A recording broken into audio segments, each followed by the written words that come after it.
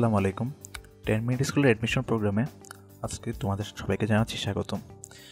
আজকে আমরা রসায়ন প্রথম পত্রের একটি অধ্যায় নিয়ে আলোচনা করব। রসায়ন প্রথম পত্রের চতুর্থ অধ্যায় রাসায়নিক পরিবর্তন নিয়ে আজকে আমরা আলোচনা করব। এর মাঝে এই রাসায়নিক পরিবর্তনের একটি ক্লাস তোমাদের হয়ে গেছে, তো এটি হচ্ছে আমাদের সেকেন্ড ক্লাস, এটা হচ্ছে আমাদের দ্বিতীয় ক্লাস, সেকেন্ড ক্লাস। তো এই ক্লাসে আজকে আমরা খুবই গুরুত্বপূর্ণ কিছু টপিক নিয়ে আমরা আলোচনা করব। তো প্রথম যে টপিকটি নিয়ে আমরা আলোচনা করবো সেটি হচ্ছে আমাদের রাসায়নিক সাম্যাবস্থা এবং লা শাতেলিয়ের নীতি। তো রাসায়নিক সাম্যাবস্থা সম্বন্ধে তোমরা মোটামুটি জানো, তবু আমরা একটু হালকা টাচ করে এই টপিকটা হালকা একটু টাচ করে আমরা সামনের দিকে এগিয়ে যাব। তারপর আমরা দেখবো ভ্যান হফের সমীকরণ, তারপর আমরা পড়বো ভরক্রিয়ার সূত্র। এই অধ্যায়ের সবচেয়ে ইম্পর্টেন্ট যে টপিকগুলো আছে ইঞ্জিনিয়ারিং অ্যাডমিশন প্রোগ্রামের জন্য, তার মাঝে ভরক্রিয়া সূত্র হচ্ছে একটি। তো আমরা আজকে ভরক্রিয়া সূত্রটা খুবই হচ্ছে গিয়ে গুরুত্ব সহকারে এবং তার থেকে কেপি কেসি এবং এই আলোচনাগুলো আমরা করার চেষ্টা করব এবং এই সংক্রান্ত যে ম্যাথমেটিক্যাল হচ্ছে গিয়ে প্রবলেমগুলো আসবে সেগুলো আমরা সলভ করার চেষ্টা করব। তো এগুলোই হচ্ছে আজকে আমাদের আলোচ্য টপিক। তো চলো বন্ধুরা, দেরি না করে আমরা মূল আলোচনা শুরু করি।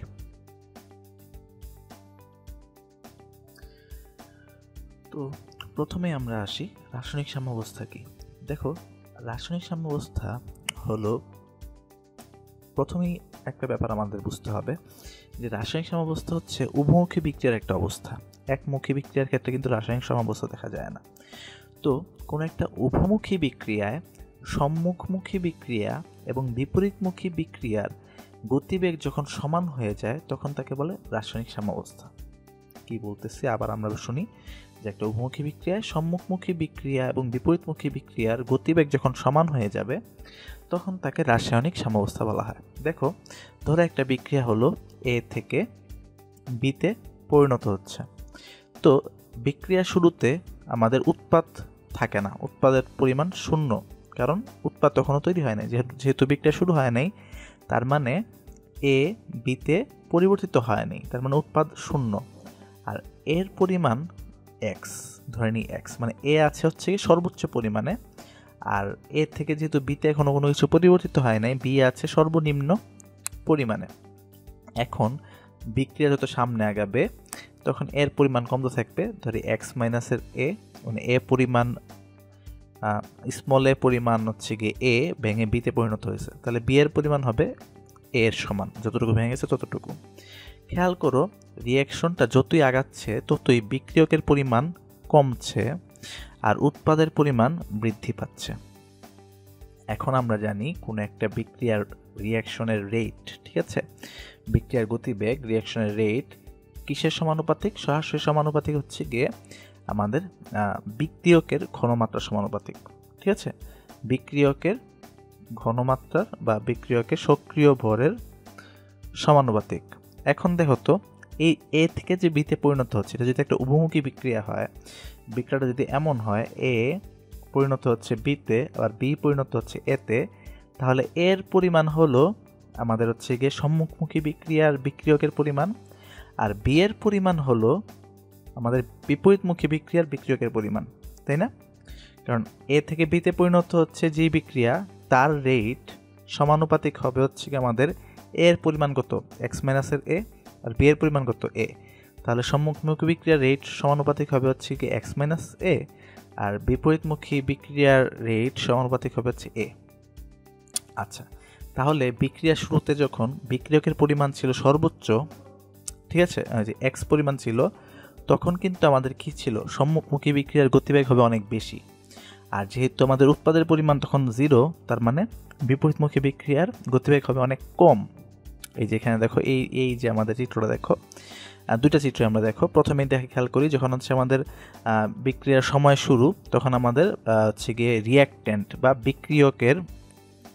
বিক্রিয়কের ঘনমাত্রা কিন্তু ছিল অনেক বেশি, এই যে এত উপরে আছে। এখান থেকে যতই সময় সামনে আগাচ্ছে বিক্রিয়ক ততই ভেঙে যাচ্ছে এবং বিক্রিয়কের পরিমাণ কমতেছে, এবং বিক্রিয়ক তত কিসে পরিণত হচ্ছে, প্রোডাক্ট বা উৎপাদে পরিণত হচ্ছে, বিক্রিয়ক তত উৎপাদে পরিণত হচ্ছে, তাই উৎপাদের পরিমাণ ধীরে ধীরে বাড়তেছে, ঠিক আছে। তো এখন বিক্রিয়কের পরিমাণ যতই কমতেছে, যেহেতু আমাদের বিক্রিয়ার গতিবেগ বিক্রিয়কের ঘনমাত্রা সমানুপাতিক, সেজন্য দেখো তো আমাদের বিক্রিয়কের পরিমাণ যত কমতেছে তার সাথে সাথে আমাদের রেট অফ ফরওয়ার্ড রিঅ্যাকশন, যেটা হচ্ছে সরাসরি বিক্রিয়কের ঘনমাত্রা সমানুপাতিক, রেট অফ ফরওয়ার্ড রিঅ্যাকশন শুরুতে ছিল একদম হাইয়েস্ট, কারণ তখন বিক্রিয়কের পরিমাণ হাইয়েস্ট। তারপর যতই সময় যাচ্ছে বিক্রিয়কের পরিমাণ যতই কমতেছে, রেট অফ ফরওয়ার্ড রিঅ্যাকশন বা সম্মুখমুখী বিক্রিয়ার গতিবেগ ততই কিন্তু আমাদের হচ্ছে কি কমা শুরু করছে। সম্মুখমুখী বিক্রিয়ার গতিবেগ ততই কমতেছে। আবার একই সময় যেহেতু উৎপাদের পরিমাণ বাড়তেছে, তার মানে আমাদের ব্যাকওয়ার্ড রিঅ্যাকশন বা বিপরীতমুখী বিক্রিয়ার গতিবেগ ততই বাড়তেছে। এক সময় গিয়ে কি হবে আমাদের, এক সময় গিয়ে এমন হবে যে রেট অফ ফরওয়ার্ড রিঅ্যাকশন আর রেট অফ ব্যাকওয়ার্ড রিঅ্যাকশন সমান হয়ে যাবে। তার মানে সম্মুখমুখী বিক্রিয়ার গতিবেগ আর বিপরীতমুখী বিক্রিয়ার গতিবেগ সমান হয়ে যাবে। সেই মুহূর্তটাকেই বলা হবে ইকুইলিব্রিয়াম স্টেট বা আমাদের কি রাসায়নিক সাম্যাবস্থা। ইকুইলিব্রিয়াম স্টেট বা রাসায়নিক সাম্যাবস্থা, যেই মুহূর্তে গিয়ে সম্মুখমুখী বিক্রিয়া আর বিপরীতমুখী বিক্রিয়ার গতিবেগ সমান হয়ে যাবে তাকে বলা হবে ইকুইলিব্রিয়াম স্টেট বা রাসায়নিক সাম্যাবস্থা। সেই ইকুইলিব্রিয়ামে যদি পৌঁছে যায় তখন কিন্তু আর বিক্রিয়কের বা রিঅ্যাকটেন্টের আমাদের ঘনমাত্রা আর কমবে না, উৎপাদের ঘনমাত্রা আর বাড়বে না, স্থির হয়ে যাবে। ঠিক আছে, তার মানে কিন্তু এই না যে বিক্রিয়ক আর উৎপাদের ঘনমাত্রা সমান হবে, সমান হবে না, সমান হইতেও পারে না হইতে পারে, ওইটা আমরা জানি না, কিন্তু আর বাড়বে না বা কমবে না, মানে কোনো চেঞ্জ হবে না। আপাত দৃষ্টিতে দেখে মনে হবে যে বিক্রিয়াটি স্থির হয়ে গেছে। এটাকেই বলা হয় আমাদের স্থির সাম্যাবস্থা। কিন্তু অ্যাকচুয়ালি কিন্তু বিক্রিয়াটি কিন্তু গতিশীল। ঠিক আছে, আচ্ছা, কেন গতিশীল? কারণ একই এই যে আমাদের রেট অফ ফরওয়ার্ড ডিরেকশন আর রেট অফ ব্যাকওয়ার্ড ডিরেকশন সমান হয়ে গেছে, কিন্তু শূন্য কিন্তু হয়ে যায়নি। তার মানে এই যে আমাদের যে যত বেগে বিক্রিয়া চলতেছিল, মানে rate of forward direction RF যদি হয়, তাহলে আরএফ বেগে বিক্রিয়ক উৎপাদে পরিণত হচ্ছে। আর রেট অফ ব্যাকওয়ার্ড ডিরেকশন যদি হয় আরবি বা বিপরীতমুখী বিক্রিয়ার বেগ যদি হয় আরবি, তাহলে আরবি বেগে উৎপাদ বিক্রিয়কে পরিণত হচ্ছে। ঠিক আছে, তার মানে কিন্তু আমাদের বিক্রিয়া কিন্তু গতিশীল, বিক্রিয়া কিন্তু ঠিক আগের মতোই গতিশীল, শুধুমাত্র সমান বেগে গতিশীল বলে মনে হচ্ছে যে আসলে কোনো চেঞ্জ হচ্ছে না, কিন্তু চেঞ্জ কিন্তু হচ্ছে, পরিবর্তন কিন্তু সংঘটিত হচ্ছে। আচ্ছা, তো সাম্যাবস্থার কয়েকটা গুরুত্বপূর্ণ বৈশিষ্ট্য এখানে আমি তুলে ধরেছি। তোমরা বই পড়তে গেলে আরও অনেক বৈশিষ্ট্য পেয়ে যাবে, কিন্তু কয়েকটা গুরুত্বপূর্ণ বৈশিষ্ট্য। প্রথমটা হচ্ছে গিয়ে সাম্যাবস্থার নিয়ামক যেগুলো আছে, তাপমাত্রা, চাপ, ঘনমাত্রা, এগুলো যদি আমরা অপরিবর্তিত থাকলে, মানে এগুলো যদি আমরা পরিবর্তন না করি, তাহলে সাম্যের অবস্থা কি থাকে? অপরিবর্তিত থাকে। তার মানে সাম্যের অবস্থা পরিবর্তন করতে হলে, আমাদের ইকুইলিব্রিয়াম স্টেটটাকে মুভ করতে হলে, সরাইতে হলে, ডানে বামে সরাইতে হলে আমাদের সাম্যাবস্থার নিয়ামক যেগুলো আছে, তাপমাত্রা, চাপ, ঘনমাত্রা, এগুলোর পরিবর্তন করতে হবে। এগুলোর পরিবর্তন করলে কোন ধরনের সাম্যের কোন ধরনের পরিবর্তন ঘটে সেটা কিন্তু আমরা লাসাতেলিয়ার নীতির সাহায্যে বুঝতে পারবো। ঠিক আছে, কিন্তু এটা পরের ব্যাপার। পরের সেকেন্ড যে পয়েন্ট হলো সাম্যাবস্থাটি গতিশীল অবস্থা, এটা আমরা বলে ফেলেছি। আর 3 নম্বর যে পয়েন্ট হলো সাম্যাবস্থা শুধুমাত্র বদ্ধ সিস্টেমে অর্জিত হতে পারে। খেয়াল করবা, শুধুমাত্র বদ্ধ পাত্রে সাম্যাবস্থা অর্জিত হতে পারে, খোলা পাত্রে সাম্যাবস্থা অর্জিত হয় না। কারণ খোলা পাত্রে দেখা যায় যে বেশিরভাগ ক্ষেত্রেই কোনো একটা পদার্থ যদি উৎপাদটা যদি গ্যাসীয় হয় বা বিক্রিয়ক যদি বা কোনোভাবে দেখা যায় যে হচ্ছে কি পাত্র থেকে উৎপাদ বা বিক্রিয়ক সরে যায়, যেহেতু হচ্ছে বদ্ধ সিস্টেম, তার মানে হচ্ছে গিয়ে কোনো ধরনের কোনো আদান প্রদান করতে পারবে না, উৎপাদ বা বিক্রিয়কের আদান প্রদান করতে পারবে না। যদি উৎপাদ বা বিক্রিয়কের আদান প্রদান ঘটে তাহলে কিন্তু আমাদের সাম্যের অবস্থা চেঞ্জ হয়ে যাবে বা সাম্য অবস্থা অর্জিত হবে না। ঠিক আছে, আচ্ছা, তো নেক্সট আমরা যে টপিকটা পড়বো সেটা হচ্ছে লাসাতেলিয়ার নীতি। আমরা ইতিমধ্যে বলে ফেলেছি লাসাতেলিয়ার নীতিটা কি। লাসাতেলিয়ার নীতি হচ্ছে যে কোনো একটা সাম্যাবস্থায় যদি সাম্যাবস্থার যে নিয়ামক, তার মানে তাপ, চাপ, ঘনমাত্রা ইত্যাদি যদি পরিবর্তন করা হয়, তবে সাম্যের অবস্থান এমনভাবে পরিবর্তিত হবে যেন নিয়ামক পরিবর্তনের ফলাফল প্রশমিত হয়, নিয়ামক পরিবর্তনের ফলাফল যাতে প্রশমিত হয়। তো সাম্যাবস্থার উপর আমাদের এই যে নিয়ামকের যে হচ্ছে কি আমাদের যে প্রভাব, সেটাকে কিন্তু প্রকাশিত করা হয়েছে কিসের মাধ্যমে? আমাদের হচ্ছে গিয়ে লাসাতেলিয়ার নীতির মাধ্যমে। তো লাসাতেলিয়ার নীতি কী বলছে দেখি। দেখো, এখানে আমি হচ্ছে গিয়ে টেবিলে বাম পাশে নিয়ামকের পরিবর্তনকে আমি হচ্ছে গিয়ে এখানে লিখেছি, আর ডান পাশে লিখেছি সাম্যের অবস্থান কোন দিকে মুভ করবে। প্রথমে চলে আসে হচ্ছে গিয়ে ঘনমাত্রা। ঠিক আছে, ঘনমাত্রা যদি বাড়ানো হয়, বিক্রিয়কের ঘনমাত্রা যদি বাড়ানো হয়, তাহলে সম্মুখ বিক্রিয়া যেদিকে ঘটে সাম্যের অবস্থান সেদিকে মুভ করবে। তার মানে সাম্যের অবস্থান বাম দিক থেকে ডান দিকে যাবে। ঠিক আছে, সম্মুখ বিক্রিয়ার দিকে যাবে। আর যদি উৎপাদের ঘনমাত্রা যদি বাড়ানো হয় তাহলে আমাদের কি করবে, পশ্চাৎমুখী বিক্রিয়া, তার মানে বিপরীতমুখী বিক্রিয়ার দিকে হচ্ছে আমাদের সাম্যের অবস্থান মুভ করবে। তার মানে সাম্য ডান থেকে, তার মানে আমাদের ইকুইলিব্রিয়াম স্টেট ডান থেকে বামের দিকে মুভ করবে। একইভাবে তাপমাত্রা বৃদ্ধি করলে কি হবে, দেখো তাপমাত্রা বৃদ্ধি করলে দুইটা আমাদের আলাদা আলাদা কিন্তু হচ্ছে গিয়ে ফলাফল হতে পারে। যদি আমাদের বিক্রিয়াটা হয় তাপ উৎপাদী বিক্রিয়া, তাহলে তাপমাত্রা বৃদ্ধি করলে সাম্যের অবস্থান পশ্চাৎ বিক্রিয়ার দিকে, তার মানে ডান দিক থেকে বাম দিকে চলে আসবে। আর যদি বিক্রিয়া যদি তাপ হারি হয় তাহলে আমাদের সাম্য অবস্থা সম্মুখ বিক্রিয়ার দিকে, তার মানে বাম দিক থেকে ডান দিকের দিকে মুভ করবে। ঠিক আছে। আর একইভাবে তাপমাত্রা হ্রাস করলে ঠিক উল্টো, তাপমাত্রা হ্রাস করলে তাপ উৎপাদী বিক্রিয়ার ক্ষেত্রে সম্মুখ বিক্রিয়ার দিকে যাবে, তার মানে বাম দিক থেকে ডান দিকের দিকে সাম্য অবস্থান মুভ করবে। আর হচ্ছে গিয়ে যদি তাপ হারি বিক্রিয়া হয় তাহলে পশ্চাৎ বিক্রিয়ার দিকে, তার মানে হচ্ছে গিয়ে ডান দিক থেকে বাম দিকে আমাদের সাম্য অবস্থান মুভ করবে। আবার চাপের কথা যদি চিন্তা করি, চাপ যদি বাড়ানো হয় তাহলে আমাদের বিক্রিয়ক বা উৎপাদ, ঠিক আছে, যেদিকে গ্যাসীয় অণুর সংখ্যা কম সেই দিকে হচ্ছে সাম্য অবস্থান মুভ করবে। আর যদি চাপ যদি কমানো হয় তাহলে বিক্রিয়া বা উৎপাদ যেদিকে গ্যাসীয় অণুর সংখ্যা বেশি সেদিকে আমাদের কি করবে, সাম্য অবস্থান মুভ করবে। দেখো এখানে খেয়াল করে এখানে গ্যাসীয় অণু লিখেছি, তার মানে কিন্তু একটা ব্যাপার তোমাদের এখানে বুঝতে হবে, সেটা হচ্ছে গিয়ে আমাদের এটা হলো আমাদের হচ্ছে গিয়ে যে সাম্য অবস্থানের চাপের প্রভাব শুধুমাত্র গ্যাসীয় পদার্থের ক্ষেত্রেই কাজ করে, অন্য কোনো পদার্থের ক্ষেত্রে কিন্তু এটা কাজ করবে না। ঠিক আছে। তো এই হলো হচ্ছে আমাদের, একটু যদি আমরা একটু বোঝার চেষ্টা করি একটা বিক্রিয়া দিয়ে, ধরো এ পরিণত হচ্ছে বিতে, যদি আমাদের এর ঘনমাত্রা বাড়ানো হয় তার মানে হচ্ছে কি আমাদের বিক্রিয়কের ঘনমাত্রা বাড়ানো হয়, তবে আমাদের বিক্রিয়া মুভ করবে সামনের দিকে। যদি বি এর ঘনমাত্রা বাড়ানো হয় তার মানে আমাদের যদি উৎপাদের ঘনমাত্রা বাড়ানো হয় তাহলে বিক্রিয়া মুভ করবে পিছনের দিকে।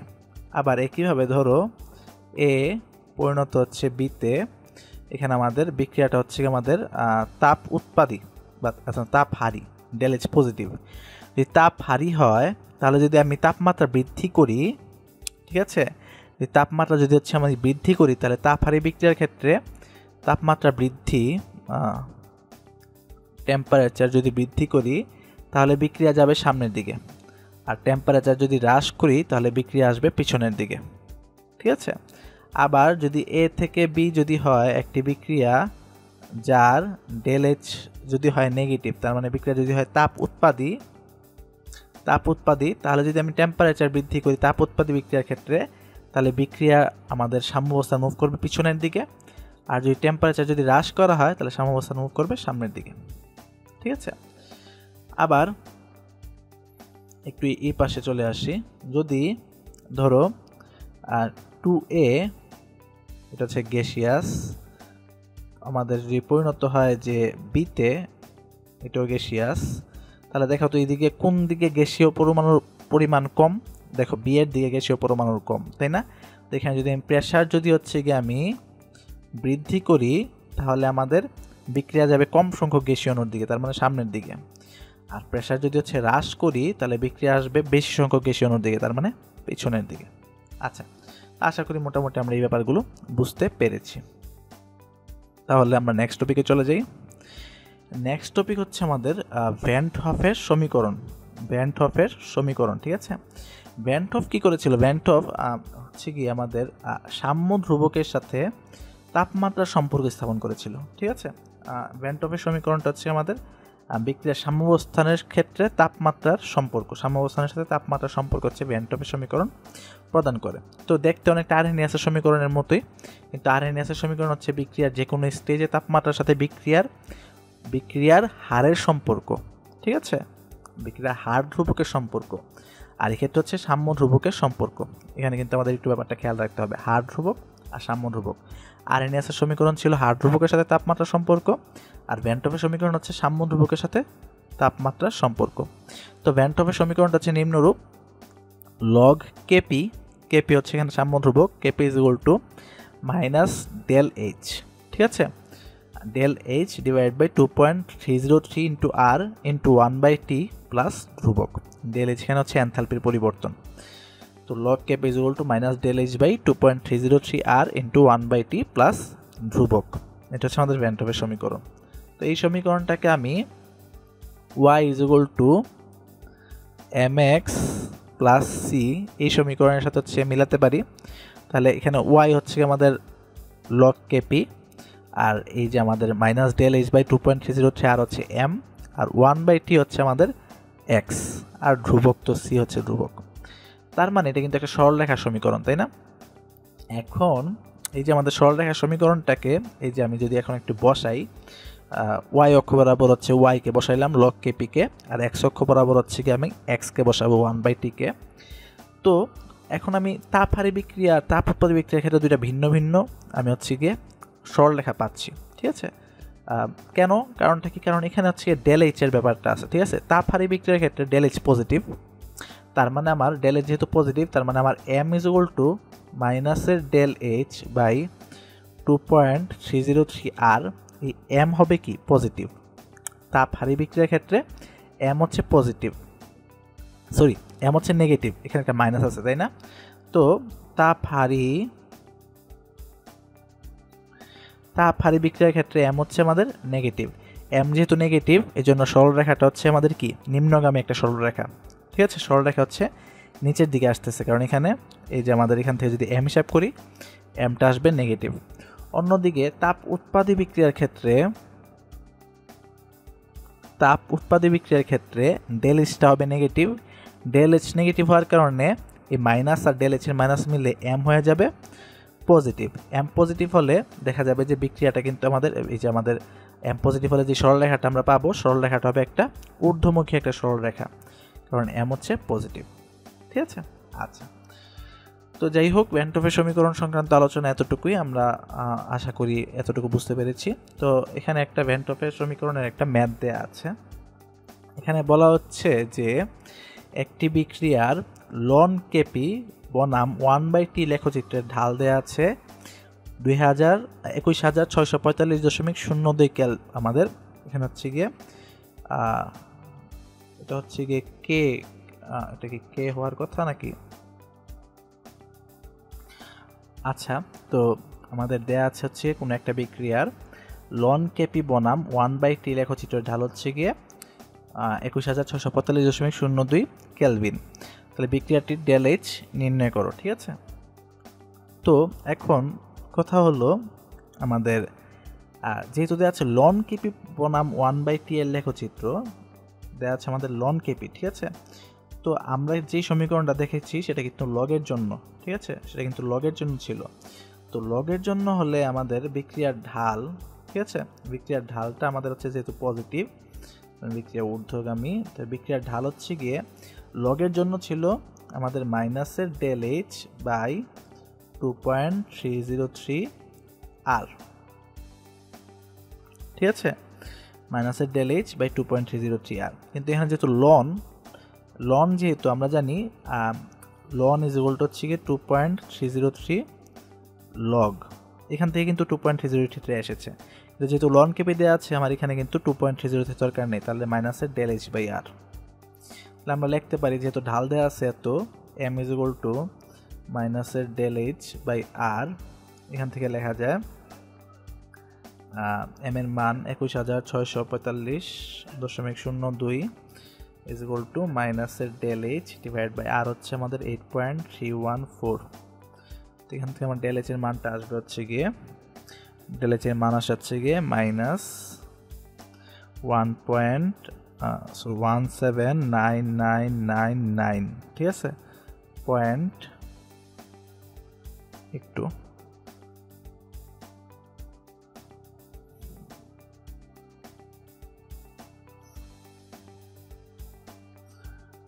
17999.9863 জুল পার মোল, ঠিক আছে? তো এটাকে আমি লিখতে পারি হচ্ছে যদি কিলো জুলে নিয়ে যাই তাহলে হবে হচ্ছে মাইনাস 179.99 কিলো জুল পার মোল, ঠিক আছে? কিলোজার পার মোল। তো এটা কিন্তু আমাদের হচ্ছে এখানে আনসার। ওকে,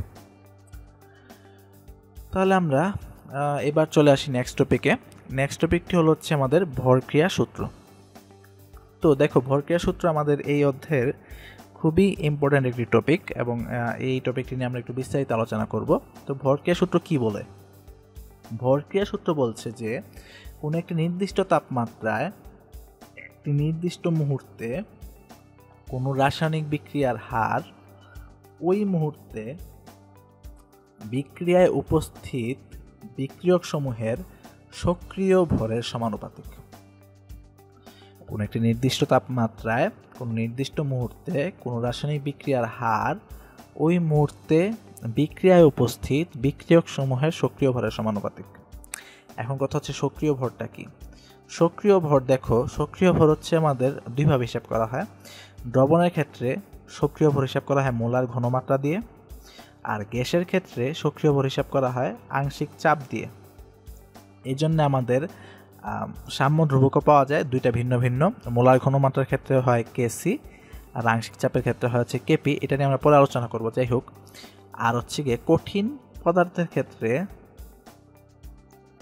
পদার্থের ক্ষেত্রে সক্রিয় ভর হিসাব করা হয় একক পরিমাণ, তার মানে 1, ঠিক আছে, একক পরিমাণ হিসাব করা হয়। যাই হোক, এটা কারণ হচ্ছে গিয়ে আমাদের কঠিন পদার্থ হচ্ছে গিয়ে কি হয় না, দ্রবীভূত হয় না, বা কঠিন পদার্থ হচ্ছে গিয়ে তার বিক্রিয়ার উপর আমাদের হচ্ছে গিয়ে খুবই কম পরিমাণে হচ্ছে গিয়ে ভেঙে যায়, বা এই কারণে হচ্ছে কঠিন পদার্থের সক্রিয় ভর একক পরিমাণ ধরা হয়, ঠিক আছে। আচ্ছা, তো কোনো একটি বিক্রিয়া যদি হয় এরকম A+B যদি CRDতে পরিণত হয়, তাহলে এই বিক্রিয়া এটা কিন্তু একটা উভমুখী বিক্রিয়া। তার মানে এখানে দুইটা বিক্রিয়া করতেছে, একটা হচ্ছে সম্মুখমুখী বিক্রিয়া, A আর B মিলে CRD তৈরি করতেছে, আর একটা হচ্ছে পশ্চাৎমুখী বিক্রিয়া, CRD মিলে A আর B তৈরি করতেছে। সম্মুখমুখী বিক্রিয়ার যদি রেট ধরি রেট ফরওয়ার্ড RF সমানুপাতিক কার সমানুপাতিক হবে? দেখো তো, সক্রিয় ভর সমানুপাতিক হচ্ছে বিক্রিয়কের। দেখো, বিক্রিয়ক সময়ের সক্রিয় ভরের সমানুপাতিক। তো আমি হচ্ছে গিয়ে মোলার ঘনমাত্রা দিয়ে হিসাব করি, ঠিক আছে। তো কেসি হিসাব করবো আর কি, মোলার ঘনমাত্রা, কনসেন্ট্রেশন কেসি বুঝতে পারতেছো। তো মোলার ঘনমাত্রা দিয়ে হিসাব করলে RF সমানুপাতিক হবে এ সক্রিয় ভরের সমানুপাতিক, ঠিক আছে। আর তার উপরে পাওয়ার হিসেবে থাকবে হচ্ছে ঘাত সহ হবে, সেক্ষেত্রে ঘাতটা হবে হচ্ছে গিয়ে তার সহগ two the power A into B এর সক্রিয় ভরের সমানুপাতিক টু দি পাওয়ার B, ঠিক আছে। একইভাবে ব্যাকওয়ার্ড রিঅ্যাকশনের রেট R(B) সমানুপাতিক হবে C এবং D এর সক্রিয় ভরের সমানুপাতিক, ঠিক আছে। তো এখান থেকে আমি লিখতে পারি RF = K1, এটা হচ্ছে সম্মুখ বিক্রিয়ার হার ধ্রুবক, into A to the power A into B to the power B। একই সময় ব্যাকওয়ার্ড রিঅ্যাকশন K2 হচ্ছে গিয়ে বিপরীতমুখী বিক্রিয়ার হার ধ্রুবক, C to the power C D to the power D। তাহলে আমি লিখতে পারি হচ্ছে গিয়ে, এখন লিখতে পারি সাম্যাবস্থায় যখন বিক্রিয়া সাম্যাবস্থায় উপনীত হবে, সাম্যাবস্থায় কী হবে? RF হবে RB। তখন আমি লিখতে পারবো K1 A to the power A B to the power B K2 C to the power C D to the power D। তো K1/K2 যদি আমি লিখি, তাহলে আমি লিখতে পারবো C to the power C D to the power D divide by A to the power A into B to the power B। এই যে K1/K2 সম্মুখমুখী বিক্রিয়ার হার ধ্রুবকের অনুপাত আর বিপরীতমুখী বিক্রিয়ার হার ধ্রুবকের অনুপাত, এটাকেই প্রকাশ করা হয় K বা সাম্য ধ্রুবক দিয়ে। এটাকেই বলা হয় হচ্ছে গিয়ে সাম্য ধ্রুবক। তো এই সাম্য ধ্রুবক যদি কনসেন্ট্রেশন দিয়ে হিসাব করা হয়, তখন এটাকে বলা হয় কেসি। এই জন্য কেসি হচ্ছে গিয়ে এই যে এই রাশিটা C to the power C এর ঘনমাত্রার উপর C এর পাওয়ার, ঠিক আছে, এরকম। আর যদি এটা হচ্ছে গিয়ে সাম্য ধ্রুবকটা যদি হচ্ছে গিয়ে চাপ দিয়ে হিসাব করা হয়, তখন এটাকে বলা হয় কেপি। আর কেপির এককটা হয় এরকম, কেপি হয় হচ্ছে গিয়ে C এর আংশিক চাপ ইন্টু D এর আংশিক চাপ ডিভাইড বাই A এর আংশিক চাপ ইন্টু B এর আংশিক চাপ, সবগুলোর সাথে ঘাত থাকবে, ঠিক আছে। তো এই হলো মোটামুটি ভরক্রিয়ার সূত্র, ঠিক আছে। এইভাবে কিন্তু কেসি আর কেপির কনসেপ্টটা কিন্তু আমাদের মাঝে এসেছে। আচ্ছা, তো এখন কেপি আর কেসির মধ্যে সম্পর্কটা হচ্ছে কি, এটা প্রতিপাদন করা যায়, কিন্তু আমি এখানে প্রতিপাদন করব না। এটা তোমরা জেনে রাখো যে কেপি আর কেসির মধ্যে সম্পর্ক হচ্ছে KP is equal to KC into R T to the power N to the power del N. ঠিক আছে, KP is equal to KC into R T to the power del N.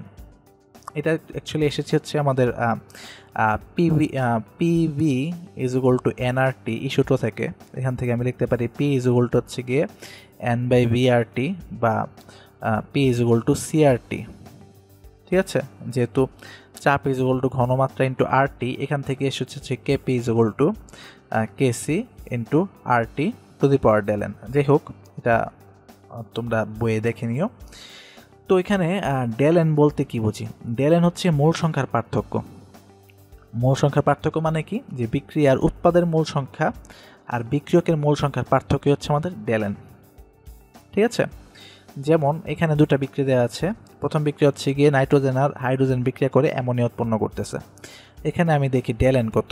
এখানে del N is equal to হচ্ছে গিয়ে উৎপাদের মূল সংখ্যা minus বিক্রিয়কের মূল সংখ্যা। এখানে উৎপাদের মূল সংখ্যা হতো 2 আর বিক্রিয়কের মূল সংখ্যা হতো 3 + 1 4, তাহলে 4। তাহলে আমাদের এখানে del N is equal to -2। তাহলে আমাদের কেপি কেসি সমীকরণ কী হবে? KP is equal to KC R T -2। একইভাবে পরের বিক্রিয়ায় ক্যালসিয়াম কার্বনেট ভেঙে ক্যালসিয়াম অক্সাইড আর কার্বন ডাইঅক্সাইড উৎপন্ন হচ্ছে। এই বিক্রিয়ায় del N is equal to হবে উৎপাদের মূল সংখ্যা হচ্ছে 2 মাইনাসের বিক্রিয়কের মূল সংখ্যা হচ্ছে 1, তাহলে হচ্ছে 1। তাহলে KP is equal to KC R T to the power 1। তো যখন del N is equal to 0 হবে, তার মানে যদি মূল সংখ্যার পার্থক্য না থাকে, তাহলে আমাদের কি হবে? KP is equal to KC R T to the power 0 বা কেসি, তার মানে কেপি ইজ ইকুয়াল টু হবে কেসি। যখন del N is equal to হবে 0। আচ্ছা, নেক্সট আমাদের যে ব্যাপারটা চলে আসে সেটা হচ্ছে কেপি এবং কেসির একক। তো কেপি এবং কেসির একক দেখো, কেপি এবং কেসির একক কিন্তু হচ্ছে আমি তাদের সমীকরণ থেকে হিসাব করতে পারি। দেখো কেসি কি প্রকাশ করে? কেসি কিন্তু সবগুলোই প্রকাশ করছে হচ্ছে ঘনমাত্রা, তাই না? C to the power C, D to the power D, সবগুলোই কিন্তু হচ্ছে গিয়ে ঘনমাত্রার রাশি। A to the power A, B to the power B. তো সবগুলো যেহেতু ঘনমাত্রার রাশি, ডিপেন্ড করে যে এখানে ঘনমাত্রার মানে হচ্ছে সবগুলো ঘনমাত্রার রাশি, যেহেতু এককের ব্যাপার কি আসবে? Mole per DM cube to the power C into mole per DM cube to the power D, এরকম কিন্তু একটা অবস্থা আসবে। মানে শেষমেশ আমার এককটা গিয়ে দাঁড়ায় mole per DM cube to the power C plus D, মানে উৎপাদের মূল সংখ্যা মাইনাসের এ প্লাস বি, বিক্রিয়কের মূল সংখ্যা। এটাই কিন্তু লেখা যায় যে কেসির একক মোল পার ডিএম কিউব বা mole per litre to the power del N. ঠিক আছে, তার মানে এই যে এই বিক্রিয়ার কেসির একক হবে mole per litre to the power -2 is equal to litre square mole inverse 2। ঠিক আছে, এই যে 1 নম্বর বিক্রিয়ার এখানে 1 লিখে দিচ্ছি। আর 2 নম্বর বিক্রিয়ার আমাদের হচ্ছে গিয়ে একক হবে mole per litre to the power 1, তার মানে মোল পার লিটার। আর যদি del N is equal to 0 হয়, তাহলে আমাদের কোনো একক থাকবে না, কারণ মোল পার, এটা হচ্ছে 3 নম্বর দিয়ে নেই, mole per litre to the power 0 is equal to হচ্ছে 1, তার মানে একক হবে হচ্ছে 1। ঠিক আছে, বা একক নেই। কেপি এর ক্ষেত্রেও ঠিক একইভাবে, কেপি যেহেতু চাপ প্রকাশ করে, সেক্ষেত্রে আমাদের হচ্ছে এককটা হবে হচ্ছে কি আমাদের এটিএম। এখন এটিএম এর উপর হচ্ছে ডেল এন, বিক্রিয়কের মূল সংখ্যা, উৎপাদের মূল সংখ্যা মাইনাস বিক্রিয়কের মূল সংখ্যা। তার মানে প্রথম 1 নম্বরের ক্ষেত্রে কেপি এর একক হবে হচ্ছে কি আমাদের এটিএম ইনভার্স 2। 2 নম্বর বিক্রিয়ার ক্ষেত্রে কেপি এর একক হবে হচ্ছে গিয়ে এটিএম। আর 3 নম্বর যদি হচ্ছে del N is equal to 0 হয়, তাহলে কেপি এর একক হবে 1, মানে কোনো একক নেই। আচ্ছা, তাহলে এই টপিক আমরা শেষ করলাম। এবার আমরা চলে যাব হচ্ছে গিয়ে কেপি এবং কেসির কিছু বৈশিষ্ট্য যদি আমরা দেখি। তো প্রথম বৈশিষ্ট্যটি হলো যে কোনো বিক্রিয়া, কোনো একটা বিক্রিয়া যদি হয়, ঠিক আছে, ধরো একটা বিক্রিয়া আছে হচ্ছে গিয়ে এ প্লাস বি পরিণত হচ্ছে 2C-তে। তো এই বিক্রিয়ার সাম্যধ্রুবক ধরা গেল K1। ঠিক আছে, তো যদি এখন এই বিক্রিয়ার বিপরীতে একটি বিক্রিয়া থাকে, তার মানে কি? তার মানে হচ্ছে 2C ভেঙে গিয়ে পরিণত হচ্ছে এ আর বিতে, ঠিক আছে। আর এই বিক্রিয়ার সাম্য ধ্রুবক যদি হয় K2, তার মানে কোনো একটা বিক্রিয়ার সাম্য ধ্রুবক যদি হয় K1 আর তার বিপরীত বিক্রিয়ার সাম্য ধ্রুবক যদি হয় K2, তাহলে আমাদের এই K1 = হবে 1/K2, ঠিক আছে। K1 = হবে 1/K2। এটা হচ্ছে আমাদের প্রথম বৈশিষ্ট্য, ঠিক আছে। এটা খুবই ইম্পর্টেন্ট একটা ব্যাপার, মনে রাখবা। তার মানে হচ্ছে যে আমি একটা বিক্রিয়াকে যদি প্রকাশ করি এইভাবে, H2 + Cl2 যদি পরিণত হয় HCl এ 2HCl এ, তাহলে 2HCl যদি ভেঙে গিয়ে পরিণত হয় H2 আর Cl2 তে, আর এই দুটি বিক্রিয়ার Kc যদি হয় Kc1 আর Kc2, তাহলে দেখা যাবে Kc1 হবে Kc2 এর পরিপূরক, ঠিক আছে। এটা একটু মাথায় রাখবো। তো 2 নম্বর যে বৈশিষ্ট্য দেওয়া আছে যে কোনো একটি বিক্রিয়াকে কোনো সংখ্যা দ্বারা গুণ বা ভাগ করে প্রকাশ করলে সাম্য ধ্রুবক সেই সংখ্যার ঘাত আকারে পরিবর্তিত হয়। কেমন? এই যে ধরো যাক একটি বিক্রিয়া আছে A + B পরিণত হচ্ছে 2C তে, তো এই বিক্রিয়ার সাম্য ধ্রুবক যদি হয় K1 আর এই বিক্রিয়াকে যদি আমি 2 দিয়ে ভাগ দিই, তার মানে কি হবে ½ of A + ½ of B পরিণত হচ্ছে C তে। উভয় পক্ষকে 2 দিয়ে ভাগ করেছি। আর এই দ্বিতীয় বিক্রিয়াটির সাম্য ধ্রুবক যদি হয় K2, তাহলে K2 = হচ্ছে K1, ঠিক আছে। আমি ভাগ দিয়েছি 2 দিয়ে, সেক্ষেত্রে K1 এর উপরে এই আমি যে 2 দিয়ে ভাগ দিলাম, তার মানে ½ দিয়ে গুণ দিয়েছি, এই হাফটা K1 এর উপরে ঘাত হিসেবে চলে যাবে, ঘাত আকারে পরিবর্তিত হবে, ঠিক আছে। তার মানে K2 = হবে K1 টু দি পাওয়ার, এখানে বসবে ½ ঠিক যেমন একটা উদাহরণ যদি দেখি, N2 + 3H2 পরিণত হয় কিসে? অ্যামোনিয়াতে, তাই না? আর 2 হবে এখানে, পরিণত হয় হচ্ছে গিয়ে 2 অ্যামোনিয়াতে।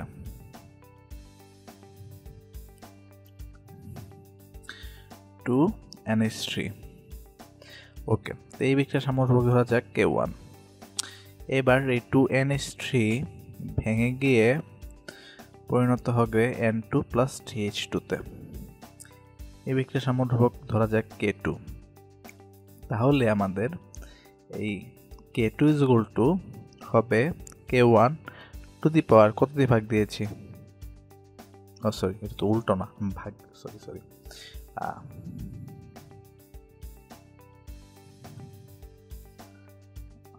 যদি আমাকে এটাকে উভয় পক্ষকে যদি আমি 2 দিয়ে ভাগ দেই,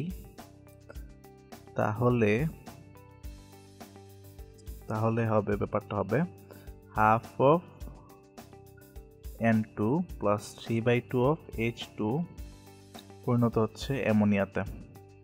তাহলে আমাদের এখানে হবে কি K1 এর উপরে এটা ½ আকারে চলে যাবে, ঠিক আছে। K1 এর উপরে ঘাত হিসেবে চলে যাবে ½। যদি 3 দিয়ে ভাগ দিতাম তাহলে 1/3 যেত, 4 দিয়ে ভাগ দিলে 1/4 যেত। আচ্ছা, এবার আমরা হচ্ছে Kc কিভাবে নির্ণয় করতে হয় সেটা শিখবো, ঠিক আছে। তো প্রথমে ধাপগুলো একটু বলে নিই।